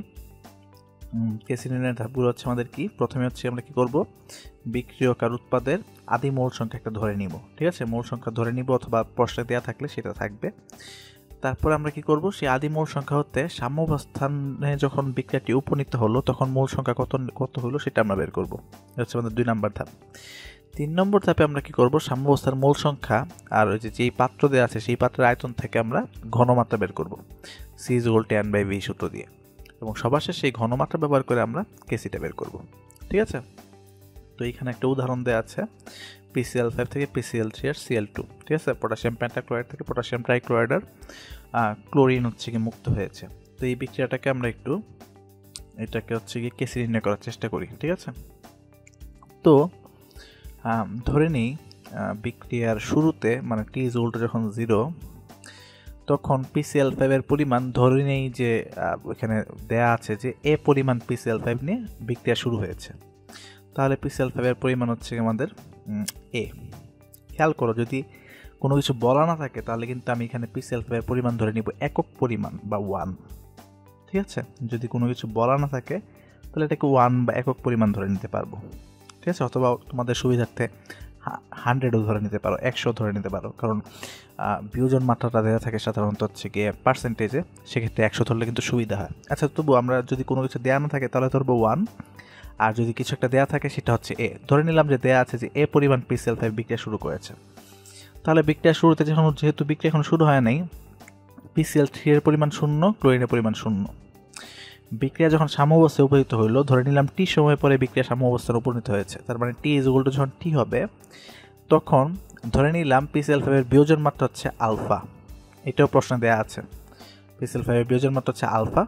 ঠিক আছে, তাহলে আমাদের টি ইজ ইকুয়াল টু যখন টি হবে, তখন এ থেকে আলফা পরিমাণ হচ্ছে ভেঙে গিয়ে কিসে PCl3 এর পরিমাণ, তাহলে যেহেতু আলফা পরিমাণ PCl5 ভেঙে গেছে, দেখো 1 মোল PCl5 ভাঙলে 1 মোল PCl3 আর 1 মোল ক্লোরিন তৈরি হয়। তাহলে আলফা পরিমাণ ভাঙলে কি হবে? আলফা পরিমাণ PCl3 আর আলফা পরিমাণ ক্লোরিন তৈরি হবে। ঠিক আছে, তাহলে আমাদের 1 নম্বর ধাপ ছিল আমাদের কি? 1 নম্বর ধাপ ছিল আমাদের যে আদি মৌল সংখ্যা নির্ণয়, আর 2 নম্বর ধাপ ছিল হচ্ছে আমাদের সাম্যাবস্থানের মৌল সংখ্যা নির্ণয়। এবার আমরা কিন্তু হচ্ছে গিয়ে 3 নম্বর ধাপে চলে যাব। 3 নম্বর ধাপে হচ্ছে আমাদের কনসেন্ট্রেশন নির্ণয়। কনসেন্ট্রেশন কীভাবে নির্ণয় করব? C of PCl5 বা এভাবে প্রকাশ করতে পারি, PCl5 এর ঘনমাত্রা থার্ড ব্র্যাকেট দিয়ে is equal to C is equal to N by V। মূল সংখ্যা কত? A মাইনাস আলফা, আর ধরে নিলাম পাত্রের আয়তন হচ্ছে V। ঠিক আছে, A minus alpha divided by V। একইভাবে PCl3 এরটা হবে আলফা বাই V, আর ক্লোরিনেরটা হবে আলফা বাই V। এখন আমি যদি এই বিক্রিয়ার কেসি নির্ণয় করার চেষ্টা করি, কেসি ইজ ইকুয়াল টু কী হবে? দেখো তো, সূত্র অনুযায়ী হবে PCl3 to the power 1 into Cl2 divided by PCl5। মানগুলো যদি বসিয়ে দিই, alpha by V into alpha by V divide by A minus alpha by V। ঠিক আছে, তাহলে দেখো তো এখানে VV কাটা, তাহলে কি থাকে? AB আর EB কাটা, তাহলে থাকে কি? Alpha square divide by A মাইনাসের আলফা ইন্টু V। এই যে EBটা নিচে চলে এসেছে, এটাই কিন্তু হচ্ছে আমাদের কেসি। আচ্ছা, কেসি এর এককটা কী হবে? কেসি এর এককটা কিন্তু হবে একক is equal to mole per litre inverse 1 to the power del n। এখানে ডেল n কত? 2 মাইনাস 1 মানে 1, তার মানে 1, তার মানে মোল পার লিটার। আচ্ছা, এটা গেল কেসি নির্ণয়। তো কেসি আমরা সহজে নির্ণয় করতে পারবো আশা করি, যদি এখানে যদি হচ্ছে কি আমাদের কোনো মূল সংখ্যা আদি মূল সংখ্যা দেওয়া না থাকে, যদি দেওয়া না থাকে তাহলে আমি 1 ধরে করবো, সেক্ষেত্রে আমাদের কী হবে? 1 মাইনাস আলফা হবে। এখানে একটু খেয়াল করবো আমরা তাহলে। ঠিক আছে, তো এবার আমরা হচ্ছে কেপি নির্ণয় চলে যাই। কেপি নির্ণয় করতে হবে কি দিয়ে? আংশিক চাপ দিয়ে, কারণ কেপি সংজ্ঞাতে আছে যে আংশিক চাপ হচ্ছে গ্যাসীয় মৌলের গ্যাসীয় পদার্থের আংশিক চাপ দিয়ে কেপি হিসাব করা হয়। তাহলে আমাদের আংশিক চাপ হিসাব করতে হলে আগে আমাদের বের করতে হবে মূল ভগ্নাংশ। তাহলে আমরা কী করবো? সাম্যাবস্থার মূল সংখ্যাগুলো আগে বের করব, এবং তার থেকে আমরা বিক্রিয়কের উৎপাদের মূল ভগ্নাংশ নির্ণয় করব। মূল ভগ্নাংশ নির্ণয় সূত্রটা কি? মূল ভগ্নাংশ নির্ণয় সূত্র হচ্ছে নিজের মূল সংখ্যা ডিভাইড বাই মিশ্রণের মোট মূল সংখ্যা। ঠিক আছে, নিজের মূল সংখ্যা ডিভাইড বাই মিশ্রণের মোট মূল সংখ্যা। তার মানে সাম্যাবস্থায় প্রত্যেকটা পদার্থের নিজের মূল সংখ্যাকে সাম্যাবস্থায় উপস্থিত পদার্থসমূহের মোট মূল সংখ্যা দিয়ে যদি ভাগ দিই, তাহলে আমি মূল সংখ্যা পেয়ে যাব, আর মূল ভগ্নাংশ পেয়ে যাব। আর মূল ভগ্নাংশের সাথে মোট চাপ যদি গুণ দিই, তাহলে আমি আংশিক চাপ পেয়ে যাব। সেই আংশিক চাপ ব্যবহার করে আমরা কেপি নির্ণয় করব। যদি একটা উদাহরণ দেখি, আগের মতোই সব কিছু বসিয়ে দিই। টি ইজ ইকুয়াল টু 0, তখন PCl5 ধরে নিই এ পরিমাণ, PCl3 0 0। T is equal two যখন টি, তখন হচ্ছে ধরে নিলাম যে A minus alpha alpha alpha, alpha হচ্ছে বিয়োজন মাত্রা। তাহলে মূল ভগ্নাংশ যদি নির্ণয় করি, x of PCl5 is equal two PCl5 এর মূল সংখ্যা কত? A মাইনাসের আলফা ডিভাইডেড মোট মূল সংখ্যা কত? A মাইনাসের আলফা প্লাস আলফা। এই যে দেখো, 3টা যোগ করে দিয়েছি, তাহলে একটা মাইনাস আর প্লাস কাটা গেল, তাহলে কি থাকে? A মাইনাসের alpha divide by A plus alpha. মোট মূল সংখ্যা তাহলে A প্লাস আলফা আমরা বুঝে গেলাম। তাহলে একইভাবে x of PCl3, মানে PCl3 এর মোট ভগ্নাংশ কত হবে? Alpha divide by A plus alpha. একইভাবে x of Cl2, মানে Cl2 এর মোট মূল সংখ্যা কত হবে? Alpha by A plus alpha. এখান থেকে আংশিক চাপে যেতে পারবো। P of PCl5, মানে PCl5 এর আংশিক চাপ A minus alpha divided by A plus alpha into P মোট চাপ, ধরে নিলাম মোট চাপ পি। তাহলে পি অফ PCl3 মানে PCl3 এর আংশিক চাপ alpha divided by A plus alpha into P, ক্লোরিনের মোট চাপ alpha divided by A plus alpha into P. এখান থেকে যদি আমি কেপি বের করি, কেপি এর সূত্রটা কি হবে? P of PCl3 into P of Cl2 divide by P of PCl5। মানগুলো বসিয়ে দিই, alpha by A plus alpha into P, alpha by A plus alpha into P divide by A মাইনাসের alpha divide by A plus alpha into P. P P কাটা, A plus alpha কাটা, তো থাকে কি alpha square divide by A plus alpha, এই যে এটা into এ মাইনাসের আলফা ইন্টু একটা পি উপরে থাকতেছে ইন্টু পি। এটাকে আমি লিখতে পারি alpha square divide by A square মাইনাসের আলফা স্কোয়ার ইন্টু পি। তাহলে কিন্তু আমি পাচ্ছি এই বিক্রিয়ার কেপি ইজ ইকুয়াল টু হচ্ছে গিয়ে alpha square divide by A square minus alpha square into P. আর এটার একক হবে ATM টু দি পাওয়ার 1, কারণ 2 minus 1 is equal two ATM। আচ্ছা, তো সাম্য ধ্রুবক নির্ণয় করা আমরা শিখে গেছি। তো আমরা মোটামুটি থিওরিটিক্যাল আলোচনা এখানেই শেষ। আমরা এখন ম্যাথমেটিক্যাল প্রবলেম দেখব কিছু, ঠিক আছে? তো প্রথমেই যেই সমস্যাটি আমরা দেখব সেটি হচ্ছে একটি বুয়েটে আসা একটি সমস্যা। বুয়েটে 2014-15 সালে এই সমস্যাটি এসেছিল। এটি হলো কোনো একটি উভমুখী বিক্রিয়ার del N is equal to যদি হয় হাফ, তাহলে কত ডিগ্রি সেলসিয়াস তাপমাত্রায় কেপি এর মান কেসি এর মানের 8 গুণ হবে? ঠিক আছে, এখন দেখো তাহলে কেপি এর মান যদি কেসি এর মানের 8 গুণ হয়, তাহলে আমি লিখতে পারি KP is equal to 8 into KC. Okay, সূত্র অনুযায়ী KP is equal to KC R T del N. মানগুলো বসিয়ে দিই। কেপি এর মান হচ্ছে 8 KC is equal to KC into R temperature আমি জানি না, ডেল এন এর মান হাফ। ঠিক আছে, কেসি কেসি। তো আমি লিখতে পারি এখান থেকে আর টি ইজ ইকুয়াল টু উভয় পাশে যদি স্কোয়ার করে দিই 8 স্কোয়ার, তাহলে হাফটা কেটে যাবে, আর এখানে স্কোয়ার ছিল, মানে হচ্ছে 64। তার মানে টেম্পারেচার ইজ ইকুয়াল টু হচ্ছে গিয়ে 64 বাই আর। আর এর মান এখানে আমি বসাবো হচ্ছে গিয়ে 0.0821। খেয়াল করে এদিকে কিন্তু আমি যখন আর এর মান বসাবো 0.0821 বসাবো। তো আমার মানটা আসবে হচ্ছে গিয়ে 779.53 কেলভিন। এটা কিন্তু আমাদের টেম্পারেচার। আচ্ছা, বলেছে কত ডিগ্রি সেলসিয়াস। ডিগ্রি সেলসিয়াস হলে আমি তাহলে এখানে কি করব, এই 779.53 থেকে 273 ভাগ দিয়ে দিব। তাহলে আমরা পেয়ে যাব হচ্ছে গিয়ে 506.537 ডিগ্রি সেলসিয়াস টেম্পারেচার। এটা হলো আনসার। ঠিক আছে, তাহলে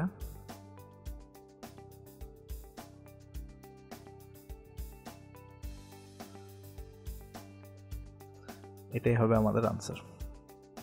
ওকে, নেক্সট কোশ্চেন হচ্ছে গিয়ে 25 ডিগ্রি সেলসিয়াস তাপমাত্রা এবং 1 ATM চাপে, ঠিক আছে, আমাদের চাপ দেয়া আছে, কিন্তু এখানে পি দেয়া আছে। PCl5 এর 80% বিয়োজিত হয়ে PCl3 এবং Cl2 উৎপন্ন করলো। আমাদের 80% বিয়োজিত দেওয়া আছে, আলফা দেওয়া আছে। PCl3 এবং Cl2 এর আংশিক চাপ কেপি কেসি নির্ণয় করো।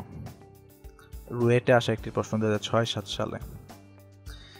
দেখি আবার আগের মতোই PCl5 ভেঙে গিয়ে পরিণত হচ্ছে PCl3 প্লাস Cl2-তে। যেহেতু আমাদের এখানে t=0-তে PCl5 এর আদিমূল সংখ্যা দেয়া নেই, তাহলে আমরা এটা ধরে নিব 1, যেটা বলেছিলাম একক পরিমাণ, আমাদের হিসাব করতে সুবিধা হবে। তাহলে PCl3 এর পরিমাণ 0, ক্লোরিনের পরিমাণ 0, কারণ তারা এখন উৎপন্ন হয়নি। তাহলে T is equal two T, তার মানে যখন সাম্যাবস্থায় পৌঁছাবে তখন তার থেকে 80% বিয়োজিত হয়ে গেল। তাহলে 1 এর 80% মানে কত? 0.8। তাহলে আমাদের PCl3 এর পরিমাণ হবে 0.8, ক্লোরিনের পরিমাণ হবে 0.8, কারণ যতটুকু ভেঙে গেছে ততটুকু কিন্তু PCl3 এর সেলতে পরিণত হবে। এখন আমার বের করতে হবে কি? আংশিক চাপ আর KPKC। আংশিক চাপ P of PCl5 is equal to মূল ভগ্নাংশ PCl5 এর মূল সংখ্যা 1 মাইনাস এর 0.8 ডিভাইড বাই মোট মোল সংখ্যা 1 মাইনাস এর 0.8 প্লাস 0.8 প্লাস 0.8 ইন্টু মোট চাপ। মোট চাপ কত এখানে? 1। এই যে মোট চাপ 1 দেওয়া আছে। তাহলে আমাদের এই যে 0.8 একটা কাটা, তাহলে আমাদের কি থাকে? 1 মাইনাস এর 0.8, ঠিক আছে, তার মানে হচ্ছে 0.2 ডিভাইড বাই 1 প্লাস 0.8, তার মানে 1.8। এটা হচ্ছে P of PCl5। একইভাবে P of PCl3 হবে মোট মোল সংখ্যা 1.8, তো আমরা বুঝেই গেছি। তাহলে PCl3 এর মোল সংখ্যা কত? 0.8, তার মানে 0.8 ডিভাইড বাই 1.8। একইভাবে P of Cl2 হবে 0.8 ডিভাইড বাই 1.8। এই যে আমরা আংশিক চাপ কিন্তু বের করে ফেলেছি। তাহলে আমি KP বের করি is equal to P of PCl3 into P of Cl2 divide by P of PCl5। মানগুলো বসিয়ে দিলে 0.8 বাই 1.8 into 0.8 বাই 1.8 ডিভাইড বাই 0.2 বাই 1.8। ঠিক আছে, আমার আনসার চলে আসবে হচ্ছে এখানে 1.76, আর এককটা হবে কি? 2 minus 1, মানে del n is equal to 1, তার মানে ATM। আর KC আমি নির্ণয় করবো কিভাবে? KP is equal to KC RT del n। এখান থেকে আমি পাচ্ছি KC is equal to KP হচ্ছে 1.76, আর হচ্ছে গিয়ে আমাদের 0.0821 ইন্টু টি হচ্ছে টেম্পারেচারতে আছে 25 ডিগ্রি সেলসিয়াস, তার মানে 298 kelvin, to the power del N. Del এনের মান হচ্ছে 1। তাহলে এখানে হয়ে গেল ডেল এনের মান কী হবে? 1। Del N is equal to 1 plus 1, মানে উৎপাদের মোল সংখ্যা 2 মাইনাস বিক্রয়কের মোল সংখ্যা 1 ইজ ইকুয়াল টু 1। তাহলে এখানে আমি কেসি এর মানটা পেয়ে যাব 0.072। একক হবে মোল পার লিটার, কারণ ডেল এন এর মান হচ্ছে 1।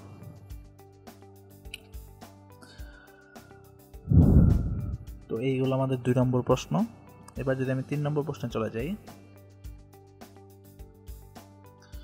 বুয়েটে আসা একটি প্রশ্ন 2006-07 সালে আমাদের যে প্রশ্নটি, এখানে বলা হচ্ছে যে 4 লিটার পাত্রে 1 মোল নাইট্রোজেন গ্যাস আর 3 মোল হাইড্রোজেন গ্যাস মিশ্রণ উত্তপ্ত করা হয়। যদি নাইট্রোজেনের 25% অ্যামোনিয়াতে রূপান্তরিত হয়, তবে নাইট্রোজেন প্লাস হাইড্রোজেন অ্যামোনিয়াতে যে পরিণত হচ্ছে, এই সমীকরণ অনুসারে কেসি এর মান নির্ণয় করতে হবে। ঠিক আছে, নাইট্রোজেনের 25% অ্যামোনিয়াতে পরিণত হচ্ছে, খেয়াল করবো আমরা ব্যাপারটা। N2 প্লাস 3H2 পরিণত হচ্ছে অ্যামোনিয়াতে।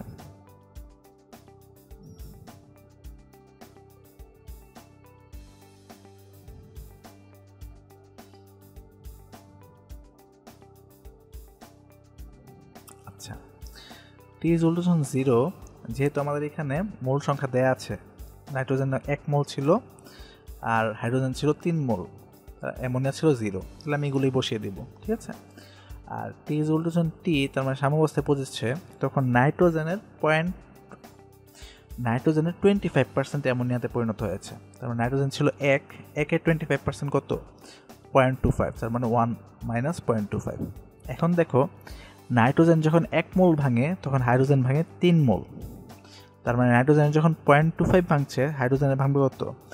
3 মাইনাস 3 ইন্টু 0.25। আর 1 মোল নাইট্রোজেন ভাঙলে উৎপন্ন হয় 2 মোল অ্যামোনিয়া, তাহলে আমাদের অ্যামোনিয়া উৎপন্ন হবে কত? 2 ইন্টু 0.25। ঠিক আছে, এখন তাহলে আমি কেসি এর মান যদি নির্ণয় করতে চাই, আচ্ছা, এত মূল সংখ্যা পেয়ে গেলাম, আয়তন দেওয়া আছে 4 লিটার, তাহলে আমাদের নাইট্রোজেনের ঘনমাত্রা ইজ ইকুয়াল টু হচ্ছে 1 - 0.25 হচ্ছে গিয়ে 0.75/4। হাইড্রোজেনের ঘনমাত্রা ইজ ইকুয়াল টু হচ্ছে 2.25/4। আর অ্যামোনিয়ার ঘনমাত্রা ইজ ইকুয়াল টু 0.5/4। তাহলে কেসি এর মান ইজ ইকুয়াল টু হবে অ্যামোনিয়ার ঘনমাত্রা স্কোয়ার ডিভাইড বাই নাইট্রোজেনের ঘনমাত্রা ইন্টু হাইড্রোজেনের ঘনমাত্রা two the power cube.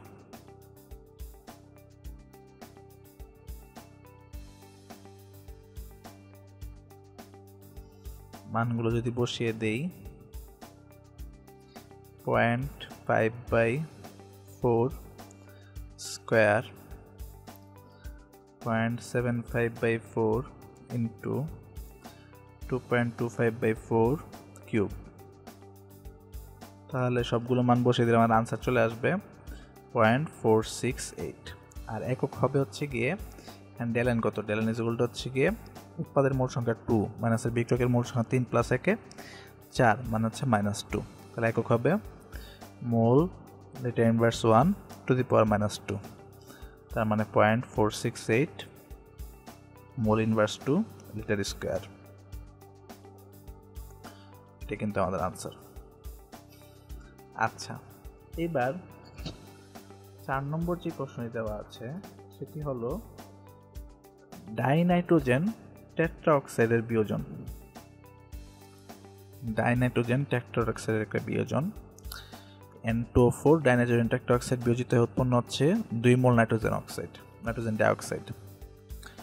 সাম্যাবস্থায় 25 degree Celsius তাপমাত্রায় গ্যাসটির আংশিক চাপ এত এবং এত দেওয়া আছে।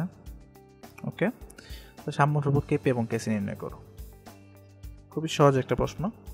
আর 2 নম্বর প্রশ্নে বলা আছে এই তাপমাত্রায় ডাইনাইট্রোজেন টেট্রাঅক্সাইডের বিয়োজন মাত্রা তার মানে আলফা নির্ণয় করো। প্রশ্নটি এসেছিল বুয়েটে 2008-9 সালে, তাছাড়া চুয়েটেও এসেছিল এটি 2013-14 সালে। ওকে, তো প্রথম প্রশ্নটা যেটা এ ওইটা সলভ করি। কেপি এবং কেসি বের করতে হবে। কেপিতে একদম ইজি, আমাদের আংশিক চাপ দেয়াই আছে। বের করতে হবে হচ্ছে কি P of NO2 square P of N2O4, মানগুলো বসিয়ে দাও। 0.31 স্কোয়ার ডিভাইড বাই 0.69, তাহলে কেপি এর মান আসবে 0.139। একক হবে 2 - 1, তার মানে হচ্ছে ডেলেনের মান হচ্ছে 1, তাহলে অ্যাটমসফিয়ার। আর কেসি এর মান হিসাব করব কেপি বাই RT, ডেলেনের মান কত 1, 2 - 1, তাহলে কেপি এর মান হচ্ছে 0.139 ডিভাইড বাই আর এর মান 0.0821 ইন্টু টেম্পারেচার দেওয়া আছে 25 ডিগ্রি সেলসিয়াস, তার মানে হচ্ছে গিয়ে 298। তাহলে কেসি এর মান আসবে হচ্ছে গিয়ে 5.68 ইন্টু 10⁻³ ঠিক আছে। একক হবে মোল পার লিটার, কারণ ডেলেনের মান হচ্ছে 1। এটা গেল আমাদের 1 নম্বর প্রশ্ন। এবার একটু বাঁকা হয়ে গেছে লাইনটা।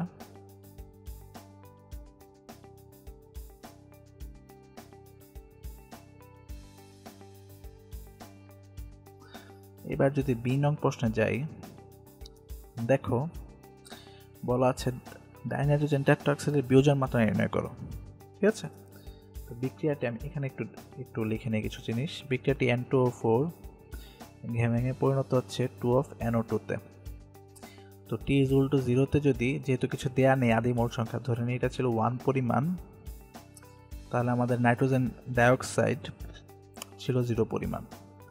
T = T, তার মানে সাম্যাবস্থায় 1 থেকে যদি তার বিয়োজন মাত্রা আলফা পরিমাণ ভেঙে যায়, তাহলে নাইট্রোজেন ডাইঅক্সাইড পরিণত হবে 2 আলফা পরিমাণ। এখান থেকে কেপি এর সমীকরণ লেখা যায় এই যে P of NO2 square divide by P of N2O4।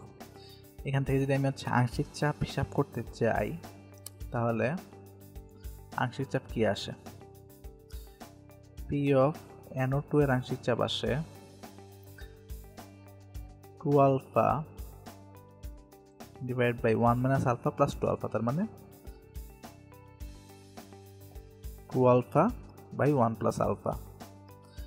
R P of N2O4 এর আসে 1 minus alpha divide by 1 plus alpha into P মোট চাপ কিন্তু এখানে দেয়া নেই, ঠিক আছে। তো মোট চাপ কিন্তু আমাদের এখানে দেয়া নেই, ঠিক আছে। তো এখন আমি এখানে মানগুলো বসিয়ে দিই।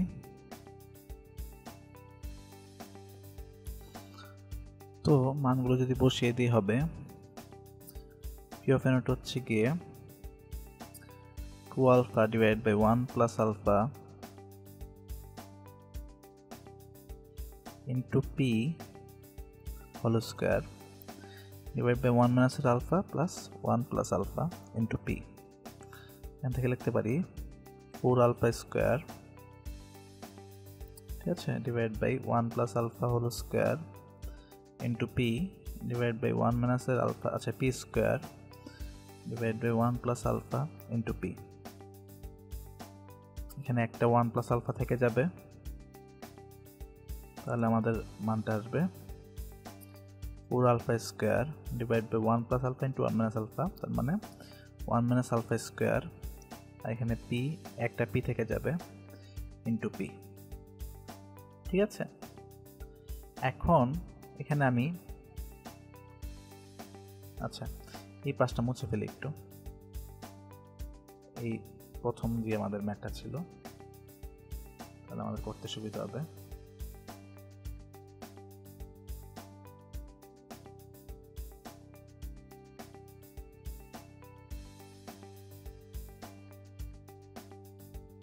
ওকে, তো এখন যদি আমি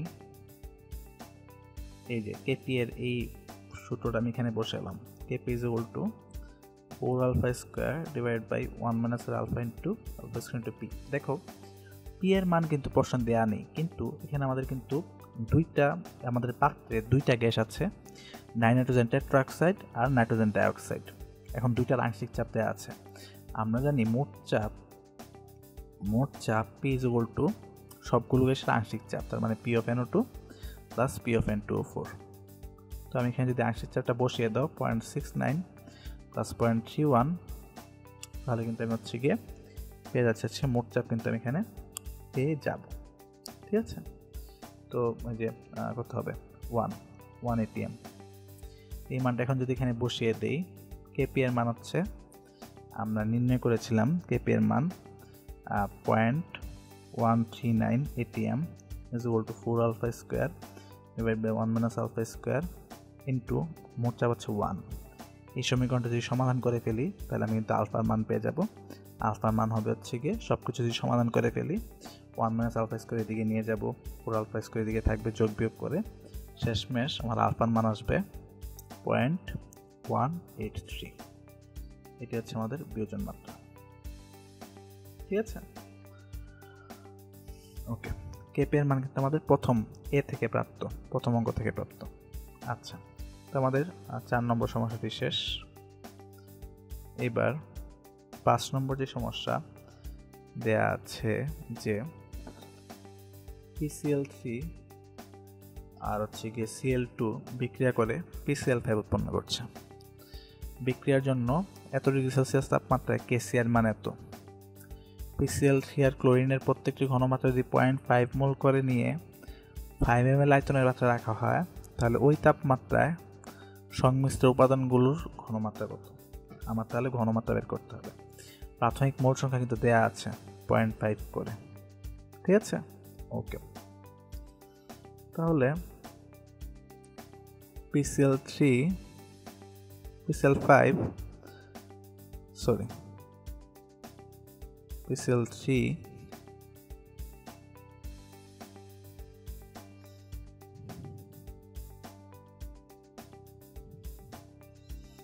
আর ক্লোরিন বিক্রিয়া করে উৎপন্ন করতেছে PCl5। পি ইজ যখন ছিল 0 তখন PCl3 দেখো আদি মোল সংখ্যা দেওয়া আছে 0.5 মোল করে, ঠিক আছে, 0.5 মোল 0.5 মোল। PCl5 তখন উৎপন্ন হয়নি, তার মানে 0। টি ইজ যখন টি হবে মানে সাম্যাবস্থায় তখন, ঠিক আছে, ধরে নিই এর বিয়োজন মাত্রা হচ্ছে আলফা, তাহলে আমাদের কী হবে 0.5 মাইনাসের আলফা, এখানে হচ্ছে 0.5 মাইনাসের আলফা, আর এখানে আলফা পরিমাণ PCl5 উৎপন্ন হয়েছে। এখান থেকে আমি কেসি লিখতে পারি, দেখো কেসির মান কিছু দেয়া আছে, ঠিক আছে, আমি এখান থেকে কেসি লিখতে পারি আলফা, ঠিক আছে, আচ্ছা সরাসরি আলফা না লিখে PCl5 থেকে লিখি,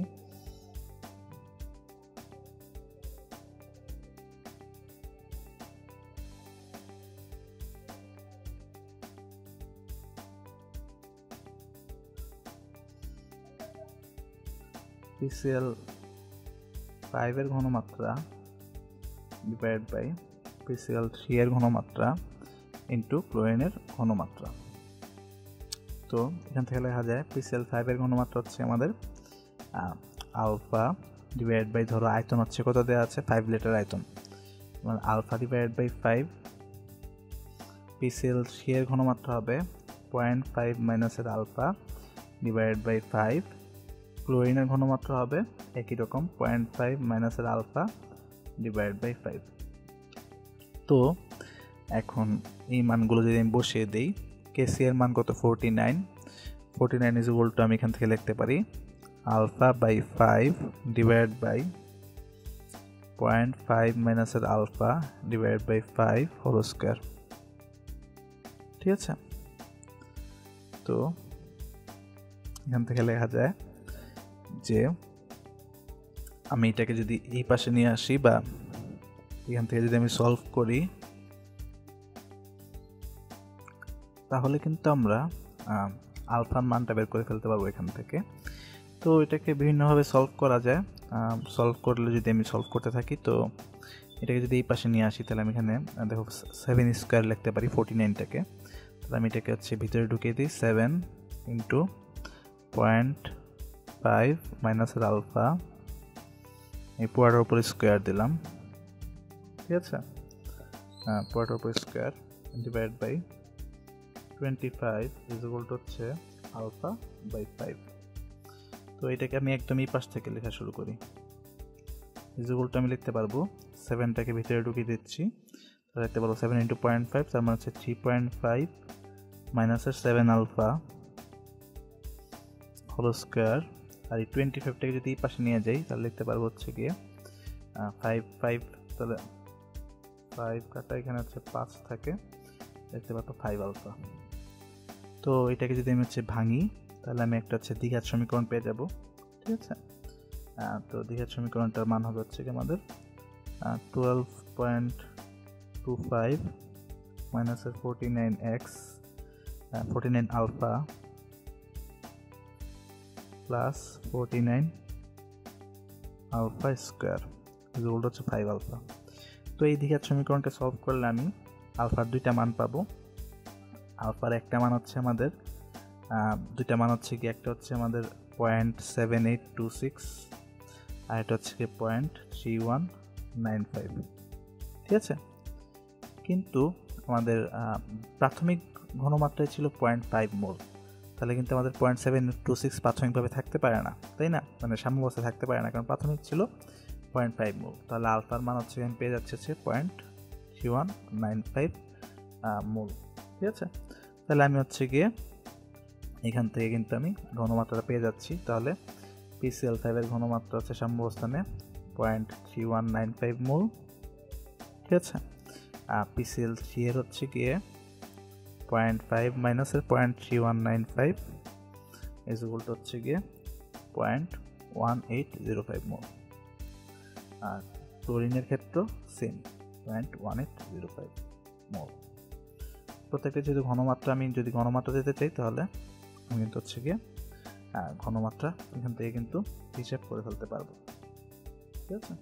ওকে, তাহলে এটি হচ্ছে আমাদের আনসার, ঠিক আছে। ঘনমাত্রা হিসাব করলে প্রত্যেকে 5 দিয়ে ভাগ করে দেবো আর কি, কারণ দেওয়া আছে 5 লিটার আয়তনের পাত্র রাখা হয়েছে। এটা কিন্তু আমাদের আনসার। এবার লাস্ট যেই কোশ্চেনটা এখান থেকে আমাদের যে 6 নম্বর প্রশ্ন, রুয়েটে 2010-11 সালে আসা একটি প্রশ্ন। এখানে বলা হচ্ছে যে 700 কেলভিন তাপমাত্রা এবং 20 atm চাপে 2 মোল অ্যামোনিয়া ভেঙে নাইট্রোজেন এবং হাইড্রোজেনে পরিণত হচ্ছে। বিক্রিয়াটির সাম্যাবস্থায় 21% নাইট্রোজেন এবং 16% অ্যামোনিয়া থাকে। বিক্রিয়াটির কেপি নির্ণয় করো। ঠিক আছে, তাহলে আমাদের হচ্ছে গিয়ে দেখো ধরে নিই হচ্ছে গিয়ে এই তো আমাদের 2 মোল অ্যামোনিয়া ভেঙে গিয়ে পরিণত হচ্ছে নাইট্রোজেন প্লাস 3 হাইড্রোজেনে। এটা হচ্ছে আমাদের রিয়াকশন। তো আমার বিক্রিয়াটি কেপি নির্ণয় করতে হবে, তার মানে আমার মোল ভগ্নাংশ নির্ণয় করতে হবে। দেখো সাম্যাবস্থাতে আছে 21% নাইট্রোজেন, 16% অ্যামোনিয়া। ঠিক আছে, এখান থেকে কিন্তু আমি দেখো নাইট্রোজেন দেওয়া আছে, অ্যামোনিয়া পরিমাণ দেওয়া আছে। সাম্যাবস্থায় মোট গ্যাস আছে কয়টা? এখানে অ্যামোনিয়া, নাইট্রোজেন আর হাইড্রোজেন। এখান থেকে কিন্তু আমি হাইড্রোজেনের পরিমাণ বের করে ফেলতে পারি। হাইড্রোজেনের পরিমাণ কী হবে? 100 মাইনাসের 21 প্লাস 16। ঠিক আছে, এটা হচ্ছে আমাদের হাইড্রোজেনের পরিমাণ। ইজ ইকুয়াল টু হচ্ছে গিয়ে 63%। ঠিক আছে, 63%। এখন আমি যদি মোট মোল সংখ্যা যদি 100 ধরি, নাইট্রোজেনের আংশিক মোল সংখ্যা হচ্ছে গিয়ে মোট মোল সংখ্যা 100 ধরলে 21/100, অ্যামোনিয়ার হচ্ছে 16/100 আর হাইড্রোজেনের হচ্ছে 63/100। এখান থেকে আংশিক চাপ নির্ণয় করতে পারি। P of N2 is equal to P of ammonia is equal to 16/100 into 20 মোট চাপ। P of N2 is equal to 21/100 into 20 R P of H2 is equal to 63/100 into 20। এখান থেকে যদি আমি কেপি নির্ণয় করতে চাই, কেপি is equal to হচ্ছে গিয়ে P of H2 cube into P of N2 divided by P of ammonia square। মানগুলো বসিয়ে দিই। 63/100 into 20 উপর হচ্ছে cube into 21/100 into 20 divided by 16/100 into 20 তার উপরে স্কোয়ার। ঠিক আছে, তো সবগুলো মান বসিয়ে দিলে আমাদের আনসার চলে আসবে। আনসার আসবে হচ্ছে 820.47। ঠিক আছে, এখন একক কী হবে? ড্যালেনের পরিমাণে উল্টো কত? 3 আর 1 4 মাইনাসের 2, তার মানে 2। তার মানে একক হবে ATM তার উপরে স্কোয়ার। এটা কিন্তু আমাদের আনসার। ওকে, তো লাস্ট যে টপিকটা আমাদের আজকের লেকচারে সেটা হচ্ছে বিক্রিয়া অনুপাত বা কোশেন্ট। বিক্রিয়া অনুপাত বা কোশেন্ট কি? দেখো বিক্রিয়া অনুপাত বা কোশেন্ট হচ্ছে গিয়ে বিক্রিয়ার যে কোনো মুহূর্তে উৎপাদক এবং বিক্রিয়ক সমূহের সক্রিয় ভরের উপযুক্ত ঘাত সহ গুণফলের অনুপাতকে বলা হয় বিক্রিয়া অনুপাত বা কোশেন্ট। উৎপাদক এবং বিক্রিয়ক সমূহের সক্রিয় ভরের উপযুক্ত ঘাত সহ গুণফলের অনুপাত। ঠিক আছে, তো কোনো একটা বিক্রিয়া যদি হয় A প্লাস বি আর সি আর ডিতে যদি পরিণত হয়, আর এই বিক্রিয়ার কোশেন্টকে যদি কিউ দ্বারা প্রকাশ করা হয়, তার মানে এ আর বি বিক্রিয়া করে সি আর ডি উৎপন্ন করতেছে এবং এই বিক্রিয়ার কোশেন্টকে কোশেন্ট বা অনুপাতকে প্রকাশ করা হচ্ছে কিউ দ্বারা, তাহলে কিউ ইজ ইকুয়াল টু হচ্ছে গিয়ে, আর যদি কনসেন্ট্রেশন দিয়ে প্রকাশ করা হয় Q C is equal to C এর concentration to the power C, D এর concentration to the power D divide by A এর concentration to the power A, D এর কনসেন্ট্রেশন বি এর concentration to the power B. ঠিক আছে, একইভাবে এই যে যদি আংশিক চাপ দিয়ে প্রকাশ করা হয় তাহলেও এটা হবে এরকম। এখন কথা হচ্ছে তাহলে কোশেন্ট আর হচ্ছে গিয়ে কিউ আর হচ্ছে কে সাম্য ধ্রুবক। ঠিক আছে, এই দুটার মধ্যে হচ্ছে গিয়ে পার্থক্য কী? দেখো সাম্য ধ্রুবক শুধুমাত্র হচ্ছে গিয়ে সাম্যাবস্থানের জন্য, কিন্তু কোশেন্ট যে কোনো বিক্রিয়ার যে কোনো অবস্থায় এটা হিসাব করা যায়। ঠিক আছে, এবং যে কোনো অবস্থায় কোশেন্ট হচ্ছে গিয়ে একটা বার্তা দেয়, একটা মেসেজ দেয় আমাদের যে বিক্রিয়াটা এখন কোন অবস্থায় আছে। যেমন কোনো একটা উভমুখী বিক্রিয়ার কোশেন্ট যদি সাম্য ধ্রুবক থেকে কম হয়, তার মানে আমি বুঝবো যে বিক্রিয়া এখনও সাম্যাবস্থানে পৌঁছায় নেই, এখনও বিক্রিয়া সাম্যাবস্থানে যায় নেই, তার মানে বিক্রিয়া এখনও বাম দিক থেকে ডান দিকে যাবে। অন্যদিকে যখন কোশ্চেন যখন সাম্যাবস্থান থেকে সাম্যরূপক থেকে বেশি হবে, তার মানে বুঝবো যে বিক্রিয়া কী হয়েছে, সাম্যাবস্থান এখনও পশ্চাৎ মুখ থেকে পৌঁছায়নি, তার মানে বিক্রিয়া হবে কি ডান দিক থেকে বাম দিকে আসবে। আর বিক্রিয়ার কোশ্চেন যদি সাম্যাবস্থানের সাম্যরূপকের সমান হয়, তার মানে আমরা বুঝবো যে বিক্রিয়া এখন সাম্যাবস্থানই আছে। ঠিক আছে, তো এটা হচ্ছে আমাদের বিক্রিয়ার কোশ্চেন। তো এই ছিল আজকে আমাদের লেকচার। আজকে আমরা লেকচারে সাম্যধ্রুবক, কেপি, কেসি, ভরক্রিয়া সূত্র, ভ্যান টফের সমীকরণ, লাসাতিলের নীতিগুলো নিয়ে আমরা আলোচনা করার চেষ্টা করলাম। তার মধ্যে সবচেয়ে ইম্পর্টেন্ট ছিল কেপি কেসির যে অঙ্কগুলো, এগুলোই। তা অনেক ধরনের ম্যাথে আমি দেখানোর চেষ্টা করেছি, আরও অনেক রকমের ম্যাথ আছে, কিন্তু এগুলোই খুব বেশি ইম্পর্টেন্ট। তো আশা করি এই লেকচারটা তোমরা যদি ভালো করে ফলো করো, তাহলে এখান থেকে আসা ইঞ্জিনিয়ারিং কোশ্চেনের যে সমস্যাগুলো তোমরা সব সলভ করতে পারবে। ধন্যবাদ সবাইকে।